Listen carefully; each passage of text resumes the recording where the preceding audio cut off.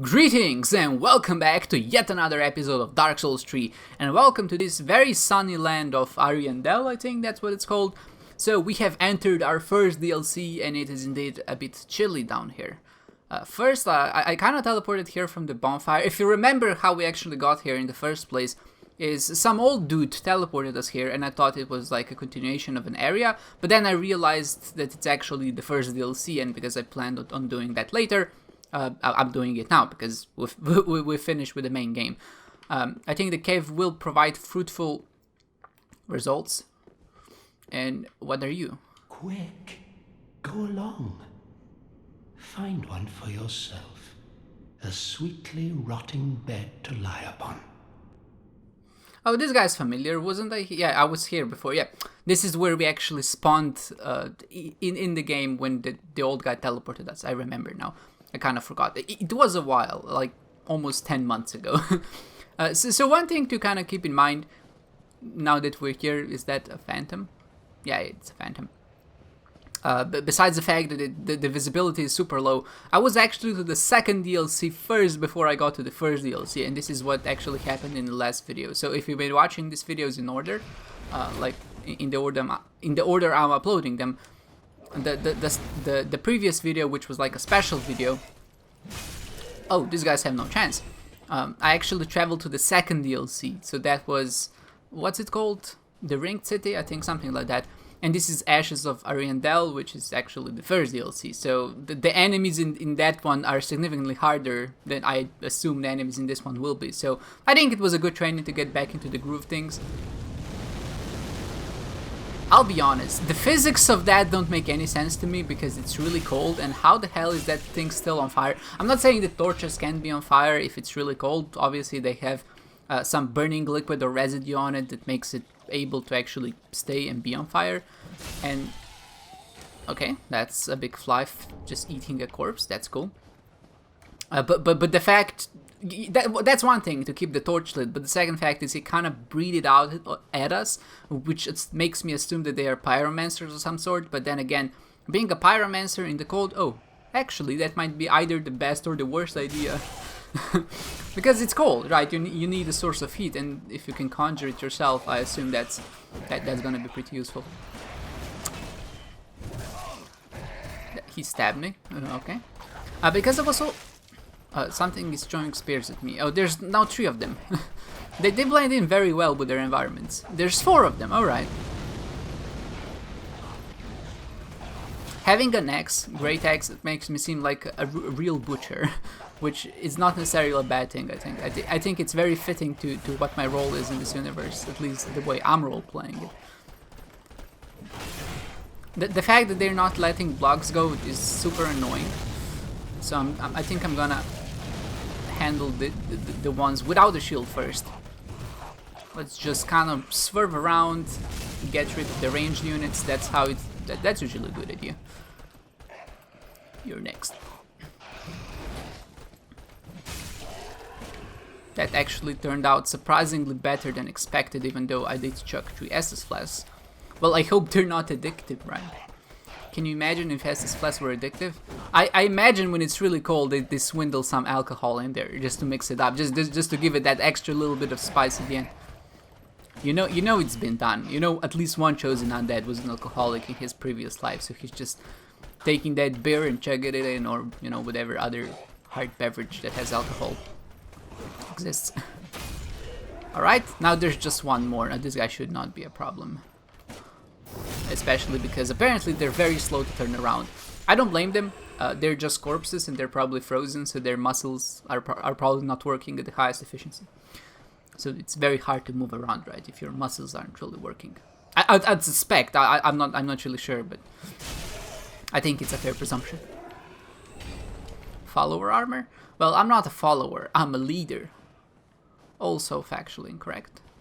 I'm more of a loner, at least in this game, I think. I don't really take anyone else's mess for granted. I would be surprised, but I'm not, because there's not even any enemies, just the snow collapsed beneath my feet. That happens every day, basically. I mean, not where I live, but I assume like at least once in I would say at least one place in the world has a lot of snow and it collapses at some point during the day. I feel again that's very... So, okay, those are wolves, and they hunt in packs. That's a good biology lesson, yeah. And they say games can't teach you stuff, but if you're just observant of how things exist in games, they actually can teach you a lesson. Like in this case, wolves hunt in packs. I think that's a very fair lesson to teach. And they're very careful, they don't want to go at a guy who has a great axe. I'm not really afraid of them, yet. See, he's a smart boy, because he waited for me to attack. Oh, they're flanking me. That is really smart. Is this guy a little bit bigger than the others? No, but there's more of them. I'll buff. Some of them are a little bit bigger than the others, or is it just the perspective? Anyway, they are good boys. Very good boy. You're even gooder when you're not attacking me. Maybe they just want some pets. But then I forget that this is not Undertale, this is Dark Souls. Can you imagine if Dark Souls was like Undertale and you actually had to hug the puppers? That'd be solid.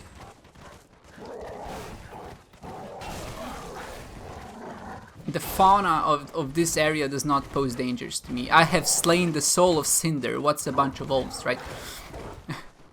And again, the Soul of Cinder was a fire dude, and these guys are icy boys, so... There might be something to that. Maybe I have an elemental weakness against ice or cold stuff in general. What I think is really surprising when I found out for the first time is that there exists an allergy to cold. And I'm not sure if it's like a full-blown allergy, like when you're allergic to oranges, for example. It's not like you eat the cold, or you're exposed to the cold and then you get, I don't know, what's the proper word? Like the little, not zits, but when your skin gets inflamed and bumps and things start growing out there shouldn't be there. I'm just kind of at a loss for words, but essentially what happens, at least from the best of my knowledge, is that you get just a rash when you're out in the cold. In some terms, is the tree a bad guy? Yeah, of course. Honestly, very appropriate that I'm chopping a tree with an... I thought those were souls. Apparently not. It's very appropriate I'm chopping the tree down with... Oh, there's more of them. Alright, I see. There's actually a lot of them. Are they protectors of the forest? The nymphs of the forest? I mean, the nymphs in the form of a tree.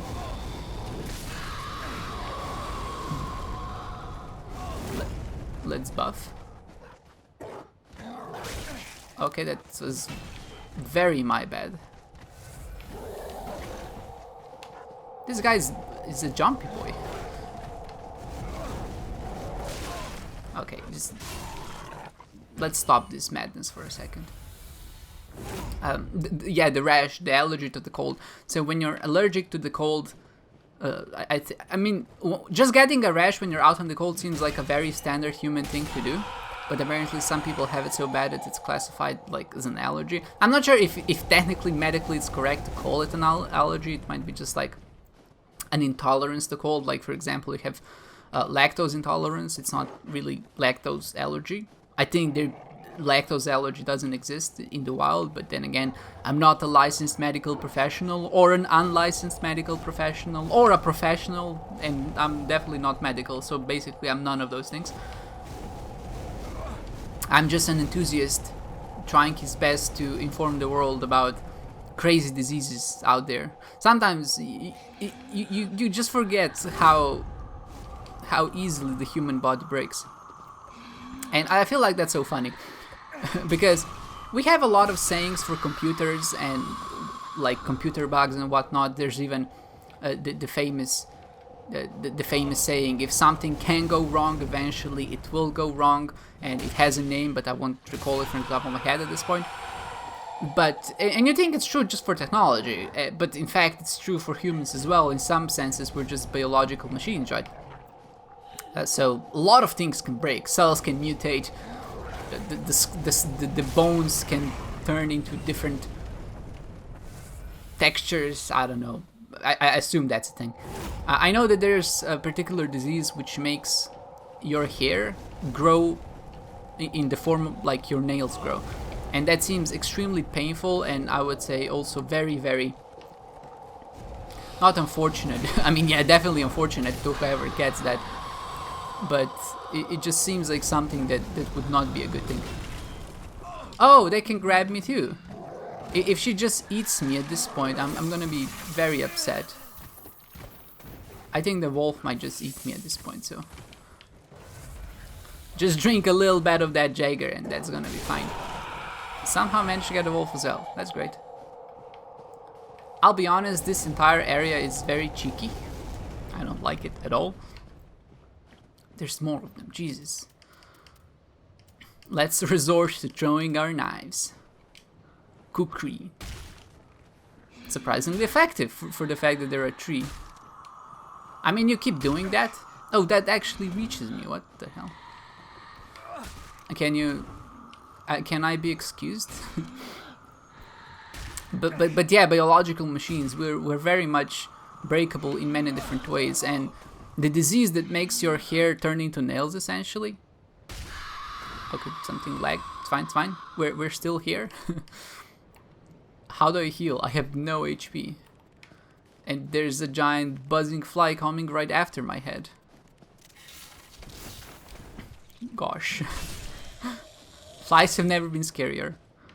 Should I just go back and rest and come back here, or... I want to jump down there, but there's more flies and I assume they're camouflaged, and that's camouflaged. Oh, you're not a real enemy. I mean, you're just a frozen witch tree lady. That's good to know. Oh, but she isn't, and she isn't either. Okay, you know what? I'm just gonna go hop onto the bonfire real quick. I need to detour, and then I might just kind of come back here. I might go in another direction first, just to maybe explore a little bit, and then we can maybe return here. I was talking about your hair growing out as nails, which it sounds very painful and very, I would say, like I said, unfortunate. But I guess it makes sense, right? In some sense, because they're both made from the same material, and I assume something goes haywire. That's a big boy, very big boy, and I have no Estus. That just means we need to get good. Well, that's wow. That's one way to get good. I think I'll revisit the big boy because he seems like a fun fight, and if I'm not a dog killer, then I don't really know what I am. So let me just finish my thought on the nail hair. That's a very odd thing to say out loud. Nail hair. But it's just funny in how many ways the human body can break and how many diseases it can produce. And we really can't, like, you don't really know what exists until something either hits you or it hits someone you know. And then you're like, wait, that can break too? And you're just like, I wasn't really aware of that. So I'll meet you back at the Wolfie. Alright, so we're back here. And the word I was thinking about before and couldn't think of, and it just popped into my head, was Murphy's Law. And Murphy's Law says, if something is wrong in the system, and if something can go wrong, eventually it will go wrong. And this really just kind of explains Dark Souls to me. Like, if you make a little mistake and if something can go wrong, it will go wrong until eventually you get it to perfection, and then it stops going wrong. So that's a big boy. Whoa! Okay, that's a very fast boy as well. Is this Sonic's big brother? I mean, you'll need to try harder than that. I'll fight him as you fight most wolves in this game. Not wolves, but most big four-legged animals. When you get right beneath their feet and then you hack at their little legs. That was a supremely nice dodge from my part. That was a little bit of an uglier dodge, but it got the job done. Oh, he just died. Oh, I thought he had more HP, but I guess the Butcher X did his job, hasn't it? Nice. I don't know why I buffed, maybe just as a sign of dominance. It's like, yeah, I am your pack leader now. Is that how it works? I think that's how it works. When you kill the pack leader, like you challenge them to a duel, and if you win, then you become the pack leader.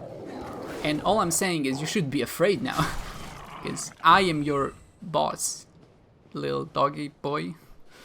I don't know. Doesn't really sound right. I'll stay as a butcher. I think that's gonna be a much more fitting title for somewhat of my canvas.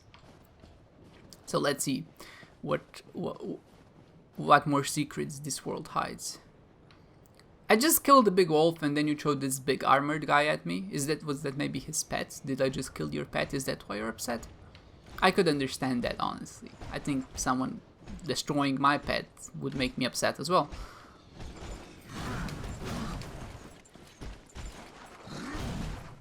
Okay. I'm studying. Okay. Wow, okay, that's a nice one. That was just bad. How did that hit me exactly? It's fine. I think I got this guy. He seems to be quite slow, and I seem to be quite annoying. And everybody knows that annoying beats slow. It's like rock, paper, scissors. Except on a much more cerebral level. So I won't say that did get me slightly spooked. The guy is just menacing. He's just a big guy. Like, the first thing is, he already looks scary. Okay, fine, let's hug. The first thing is, he already looks scary because he has this giant burly armor and he just seems like he means business. But in a completely another instance. Okay, so... Oh, okay. I thought I could gather with 2 shots, but I couldn't. Yikes. Yeah, the first one, he's just a giant guy in a burly armor. He already looks pretty scary because his armor looks really cool. He looks like he knows what he's doing. Like, you don't want to mess with him. But the second thing is, like, just look at the context. It's freezing outside, and the guy's just standing there. And you know that anybody who's just standing out there in the cold for who knows how long might have... You know they're tough, essentially, and that's exactly what made me afraid of him in the first place. But he did die, so... I'm glad about that, I suppose. I guess I won't cut and let's fight these guys again. They're very cathartic because they're relatively easy and they make me feel better about my skills as a player of this game. Just watch me die. I wish that my buffed up version of the axe would actually be able to one-shot them. I can one-shot them if I hold my heavy attack, but sadly I can't hold my heavy attack to get them because there's so many of them. And if I attack one, another guy will just trigger and destroy me.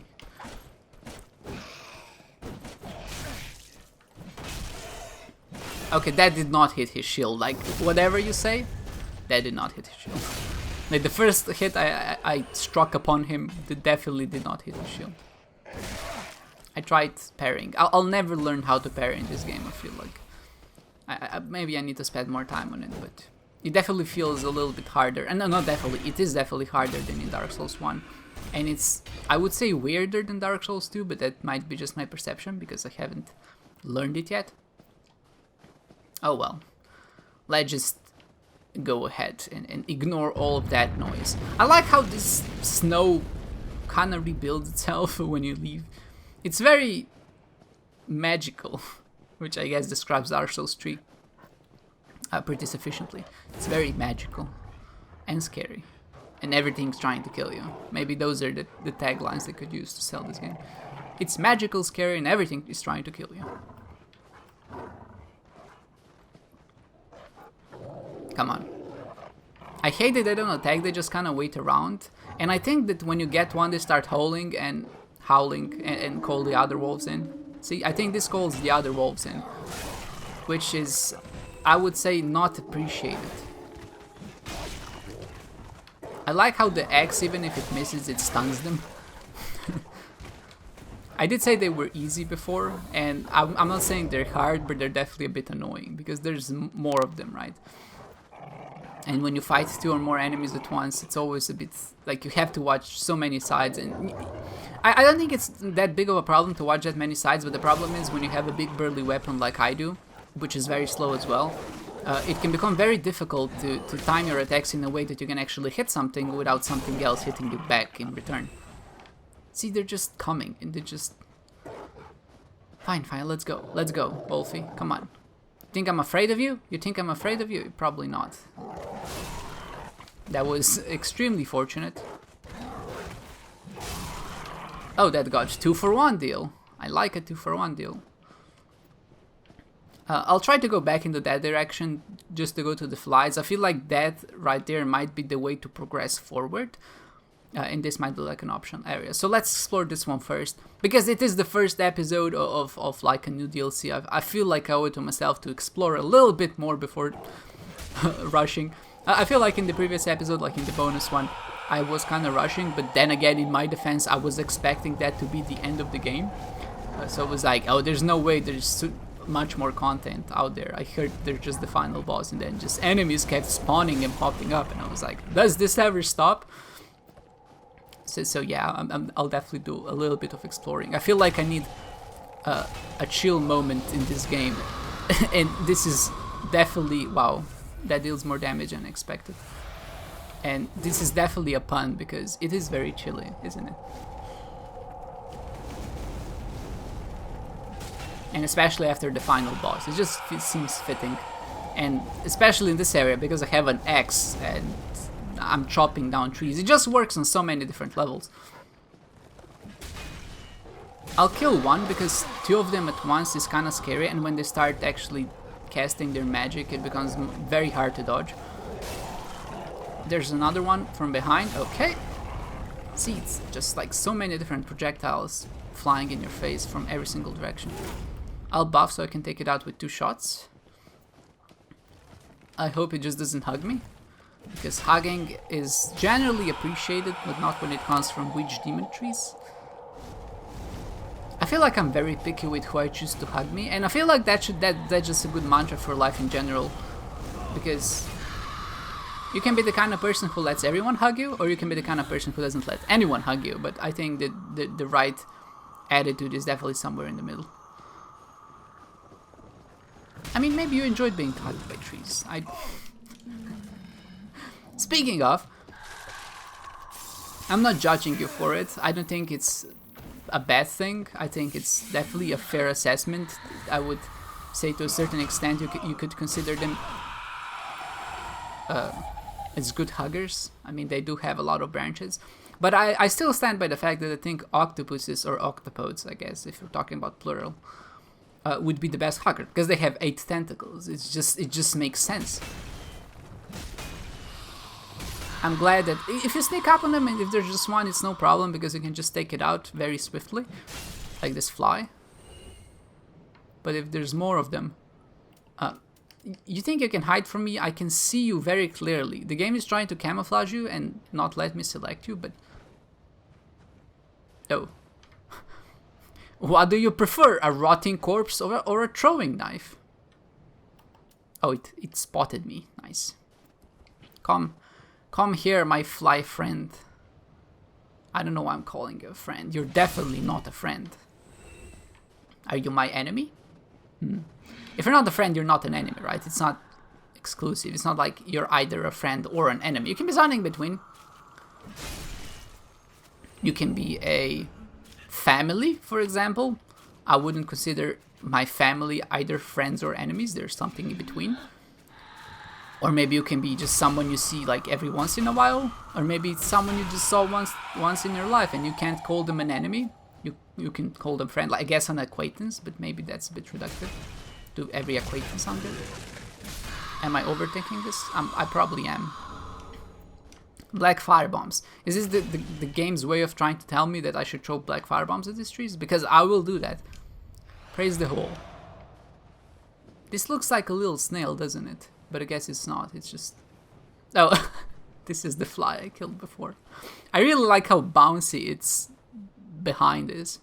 Is that the right word for a fly's butt? It's behind. I'm sure it exists. I'm sure a word exists, and if there's someone who specializes in insectology, whatever, again, the right word for that might be. I'm so very open to hearing what a fly's butt is called. I'm sure it has a nice name, a nice scientific name. And then I can call people that scientific name, and they won't realize I'm actually calling them a butt. Oh, so that's just a beautiful sight, and I think this is where we need to go, mostly because I saw this in the promotional pictures, and I feel like this is just the right direction. And there's a bonfire there. Oh, great. I think this is gonna be a good time to actually end the episode here. And I don't intend on going to the castle first. I definitely plan on doing a little bit more exploring because, in some sense, the DLC of Dark Souls 3 is definitely the last piece of content we're gonna get for Dark Souls, at least from what I know. I don't think there's more Dark Souls planned in the future.